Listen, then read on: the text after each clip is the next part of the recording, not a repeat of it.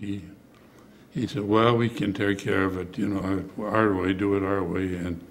And the radar that Arnold wanted to send them was a microwave, much more definition, resolution, and they could get to be able to see them a little better. They even, when they weren't having success, they even the Navy put a line of picket ships out 200 miles out from Saipan to try to come up with the Navy's radar coming in low underneath the radar skin. And so anyway, on the 15th of December, they give us a project. We want you to bomb Iwo Jima at night. You're radar equipped. You have the APQ 5 radar computers, slant range computers. You bomb them at night, and you'll bomb every half hour. A single aircraft you'll go across will bomb. And that mission report that I gave you was for, I believe, about the 29th of December. And this is one of these single mission bombed with radar. We were so successful, we put about 7 aircraft across during the night, maybe 8, depending on what was available, from shortly after dusk. The other groups were bombing during the day and holding their not only damaging their runways, but they could repair their coil strips in a hurry, and then they, you know, come in and make their landings, refuel, and take off. But the bombs we were using had a delayed action. Some of them would go off in 10 minutes or a minute, up to 48 hours. The TNT can be, which was the explosive in the bombs we used, 500-pound bombs, and mostly was quite stable. You could roll a bomb off the end of a truck and it wouldn't explode. That's the way they delivered sometimes. And so the bombs had just a tail fuse with this with a booby trap on the fuse, and it was time delay. Several times I've gone across the island at night and see explosions, 3 or 4 explosions, and it's mentioned in this report that this happened. So they didn't know when these bombs are going off. Even if they dug them out of the coral on the runway and to get rid of them, boy, they might get halfway to the disposal area and the bomb go off. If they tried to defuse it, they turn it a 3/4 of a turn, why, it would explode to take it out. And so it was quite effective.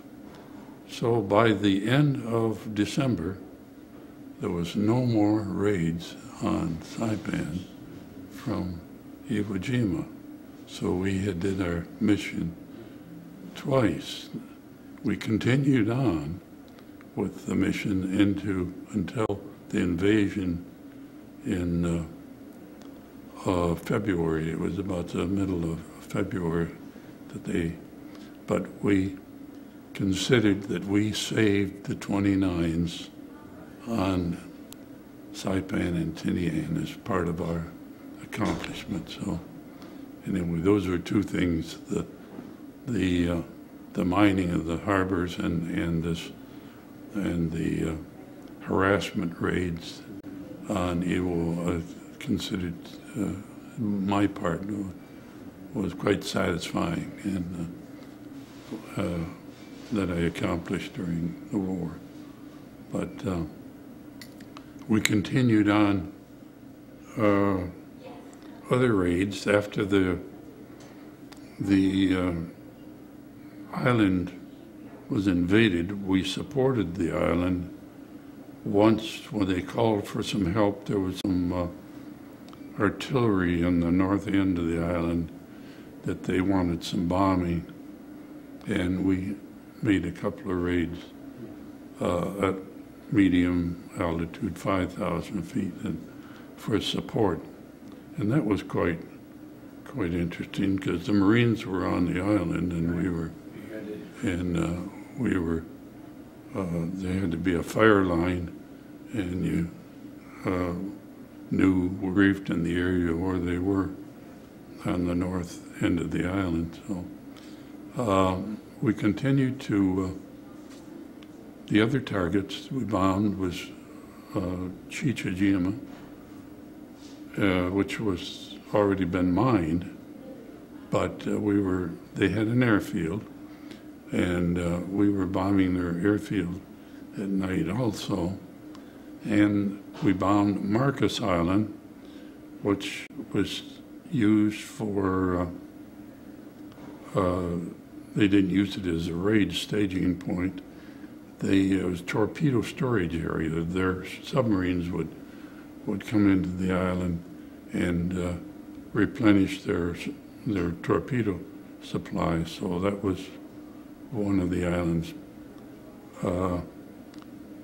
Before the war, it was used by Pan American for the China Clipper. That was one of the stops of the Clipper from Hawaii to Wake Island to Marcus to Guam to China. And and it was basically all runway. It was a V shape, 2 runways just in a V shape, and that's about all that was there. Probably the most accurate fire by any anti-aircraft group, the Japanese Marines. If you were straight and level for 15 seconds, you would get hit. In one of our missions, I was straight and level for about 20 seconds, and to make a bomb run, 20-second bomb run, and still get hit.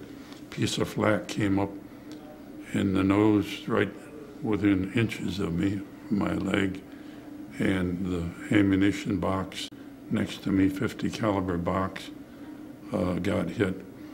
Our radar operator,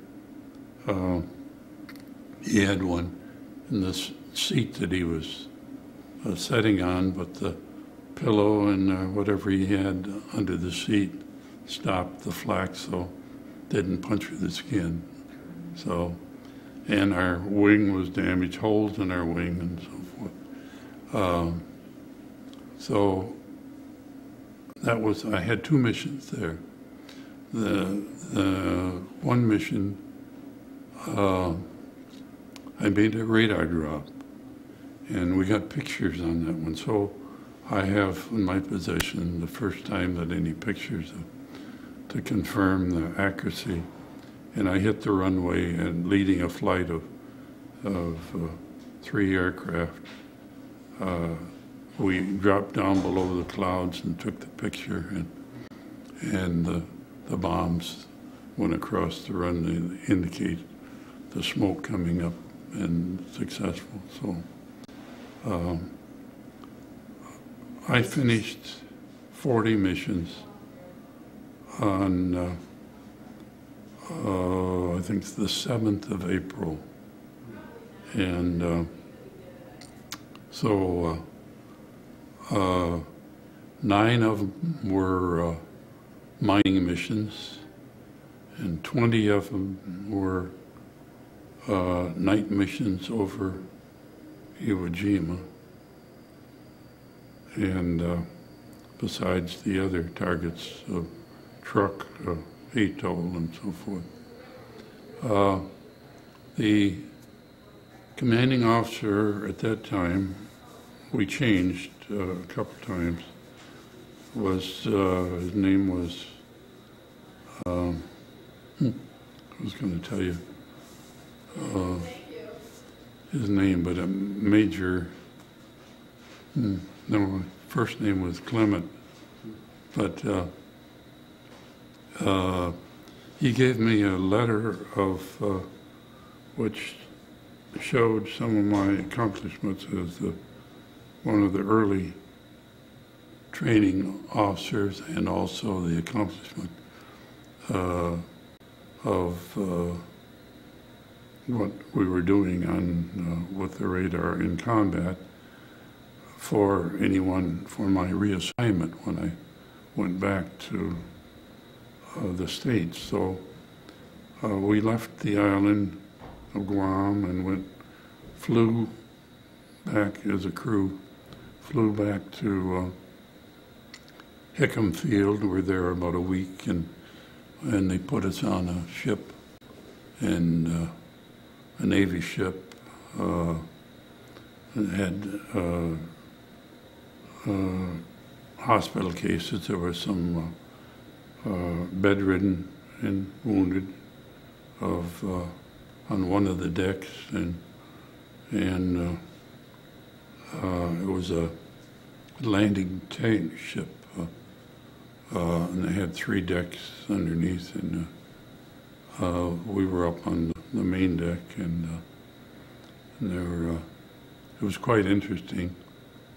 In the wardroom where we ate, the crew ate, and then the Navy Reserve ate, and the Marines, and then the Air Force after them. So there was a little pecking order there. Yeah. That was interesting.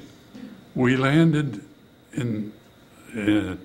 arrived at San Francisco on VE Day. Wow. Which was something. And so we... was there much celebration in the town? Yes, there was. Yeah. We had a band to meet us and so forth. There was celebration all over, and they sent us out to Angel Island to process us, and then we got onto in the harbor.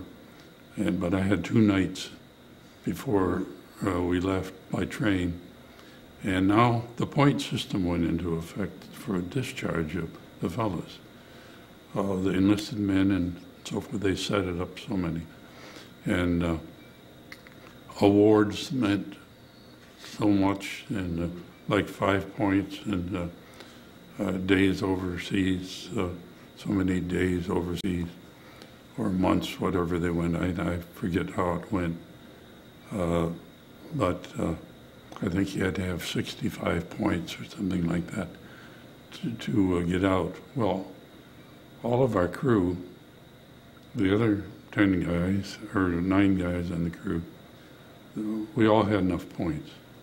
But my military occupation was radar observer bombardier, frozen. So I stayed in.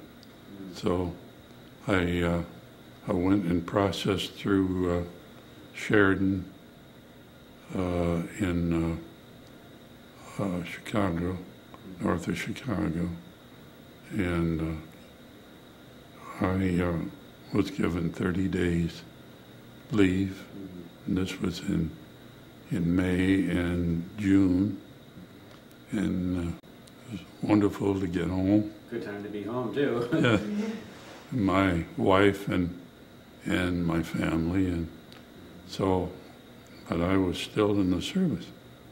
So I get a telegram, and it was from my former radar officer, group radar officer, not the one I worked with daily, or the one that had ridden on the first raid that I was on.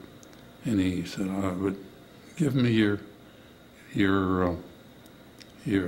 orders, order number, and where you're reporting to," which was Miami Beach, Florida, was where we would be reassigned, and we could take our wives with us, and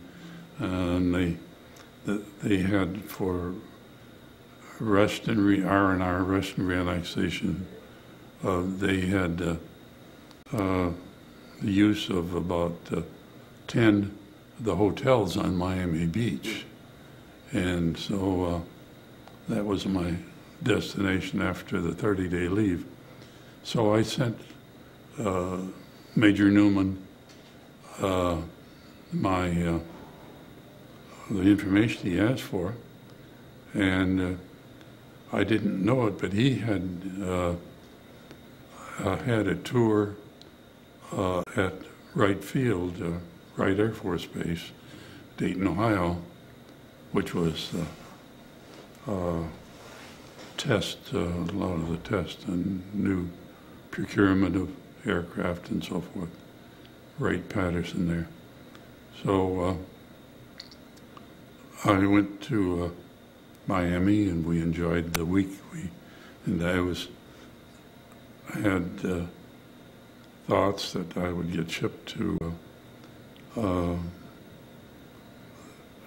Kelly Field for replacement 29 crews to go down to Saipan and Tinian. And so a lot of the fellas coming back from Europe, they were sweating it out.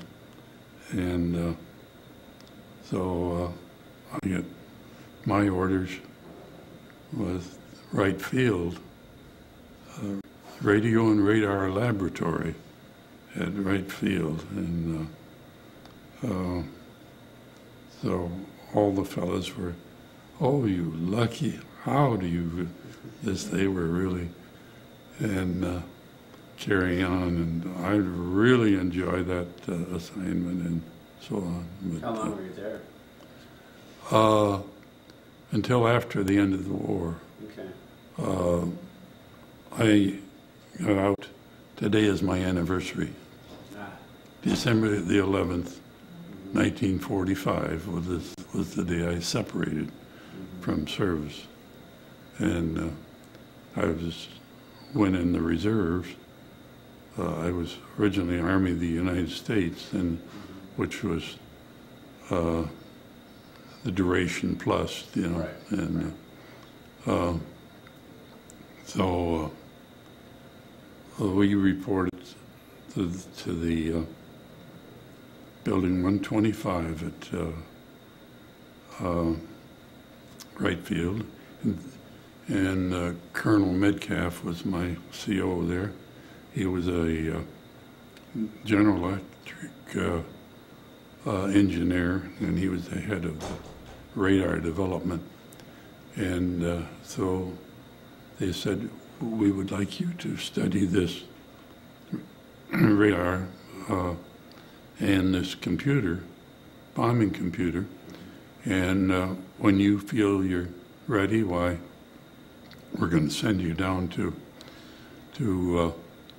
Boca Raton, Florida, to our test field down there, and we'd like you to test this on B-29. So I went through the tech manual and studied. It was a new radar, a different radar, higher frequency, higher resolution, and the computer was much more elaborate, much more. It had controlled offset bombing, where we were using a manual control for the offset with the APQ-5. And so this was the base radar was the APQ-13, which was used after the war for some years. I guess it was used in B-36s, and I think they didn't get a different search radar until about the time they had the B-47s, the first jet bombers. But anyway, so we checked in and got a room in Dayton for my wife, and about a month about 3 weeks to a month. I said, I'm ready. And so down, we went by train to West Palm Beach, and we were picked up, and Boca Raton was just south of West Palm Beach, a little ways. We had an airfield there, and the squadron had one of every kind of aircraft that had a radar in it. And so I was because I was the only military, they used, the engineers were civilians, so I had two civilians working for me, Herb Falkenberg and the other one, I'm trying to think of his name, but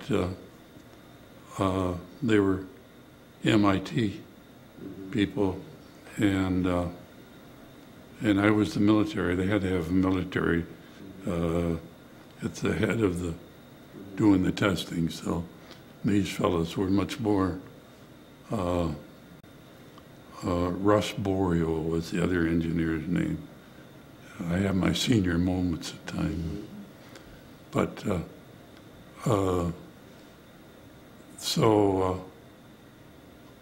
we would schedule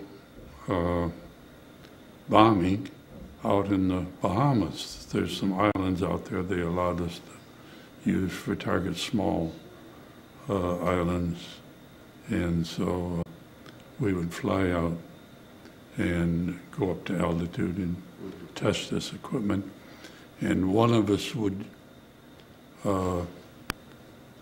use the bomb site, the Norden bomb site, and would synchronize on the island, and so that we would verify the dropping points. And the other one in the back of the aircraft would use the bombing computer, and this was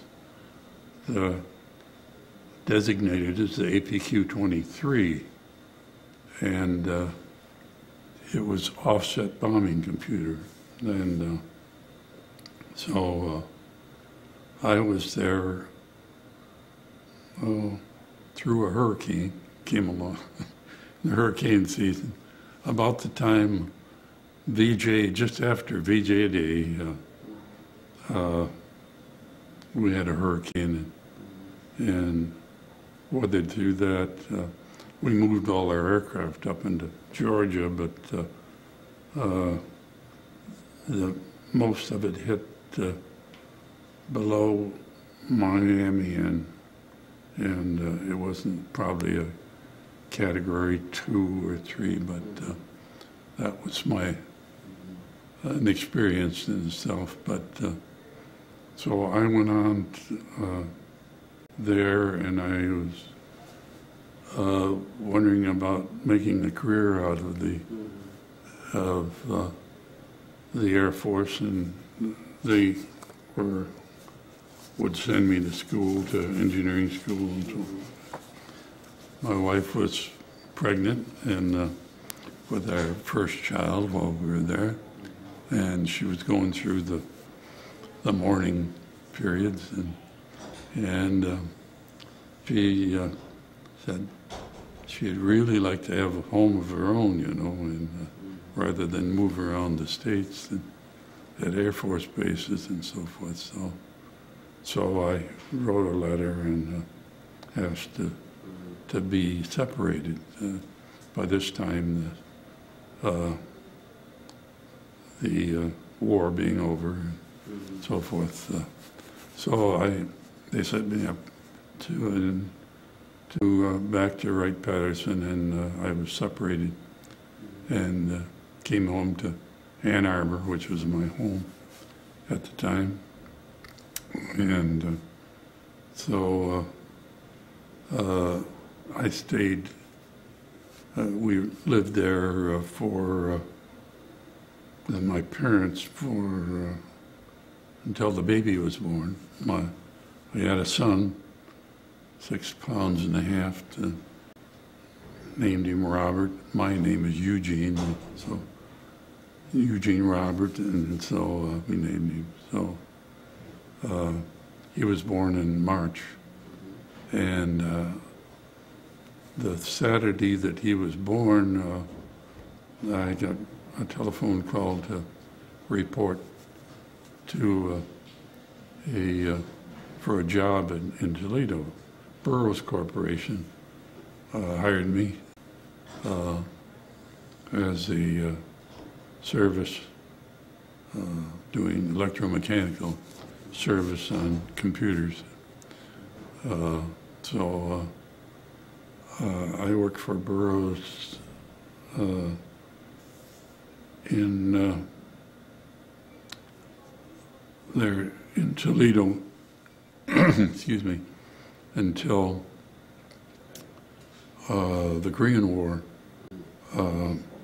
and I was called up as a reservist in the middle of July of '51. The Korean War started in '50, and I was called up because on my records there's radar and right field and so forth, and so they wanted me.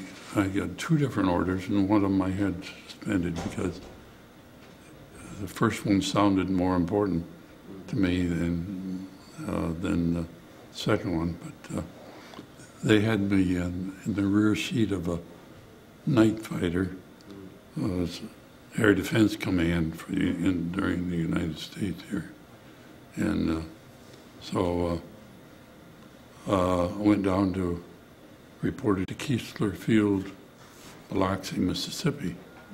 Poor Biloxi today, but as a result of 2 years ago in the hurricane. But anyway, into there, I thought that this unit, this night fighter unit, would be there. They had gone to Waco, Texas, to Conley Field. And so the personnel officer said, "Have you ever taught?" And I said, "No, not really. Would you like to?" "Yes, I would be interested." And so I went through a course, preparation, little education, and speaking, public speaking, and so forth. So I was an instructor during the Korean War, and I was there for 2 years. And because of my flight rating, they put me on airborne. We had equipment to be used. I was in the ECM, electronic countermeasures, while I was there, and so the equipment we had, we would go on reconnaissance, airborne, electronic reconnaissance in C-54s, which is a DC-4 type aircraft, and I was the IO, the instructor officer aboard, and I had 10 students on board the aircraft and with the equipment, and we would go around the lower part of the country picking up electronic signals, and then we had to use direction finding equipment, which we had to locate them, and analysis. It was all intelligence information, and it was all secret. All the data that we gathered was secret